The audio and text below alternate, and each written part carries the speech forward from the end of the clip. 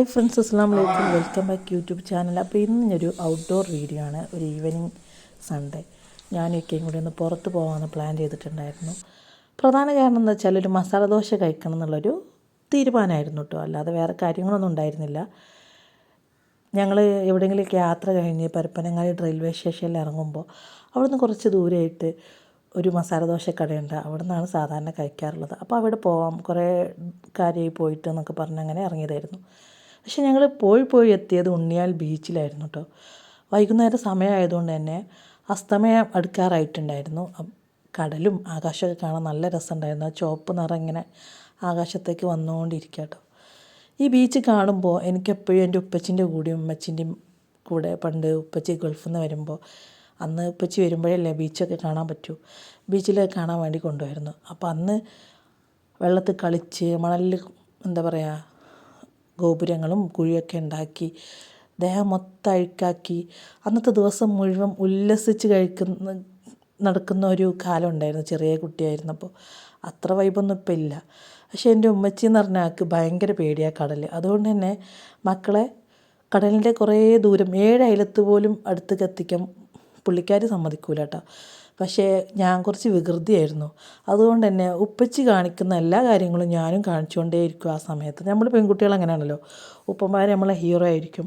അപ്പോൾ ഇതുപോലെ ശംഖൊക്കെ പെറുക്കി കൈ മുഴുവൻ അഴുക്കാക്കി ഉമ്മച്ചിൻ്റെ അടുത്തേക്ക് എത്തുമ്പോൾ ഉമ്മച്ചിക്ക് അഴുക്കാക്കിയുള്ള സങ്കടമായിരിക്കില്ല, എന്തെങ്കിലും അസുഖം വരും, കാലാവസ്ഥ മാറും. അന്ന് എപ്പോഴും നമ്മൾ ഇതേപോലെ ഔട്ട്ഡോറൊന്നും പോവില്ലല്ലോ.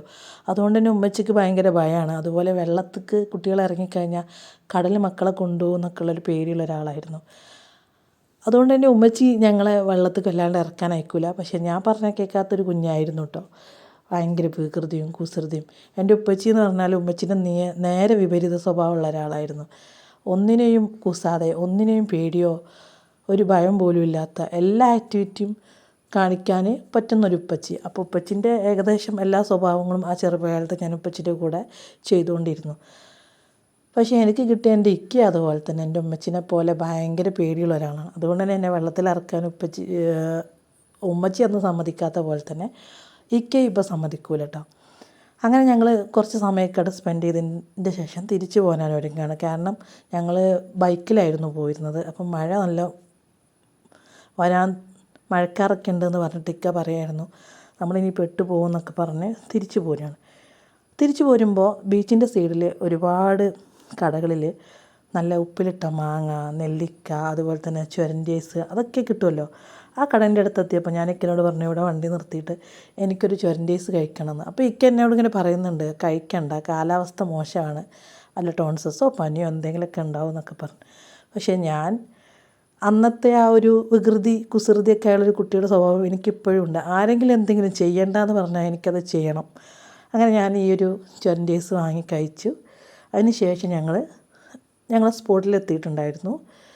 മസാല ദോശ കിട്ടുന്ന കടയിലെത്തി. അവിടുന്ന് മസാല ദോശ കഴിഞ്ഞ് ഇന്നത്തെ ഈവനിങ് ഞങ്ങൾ മടങ്ങി കേട്ടോ. അപ്പോൾ ഇന്നത്തെ വീഡിയോ ഇത്രയേ ഉള്ളൂ. ഇഷ്ടമായ ലൈക്ക് ചെയ്യുക, ഷെയർ ചെയ്യുക, സബ്സ്ക്രൈബ് ചെയ്യുക.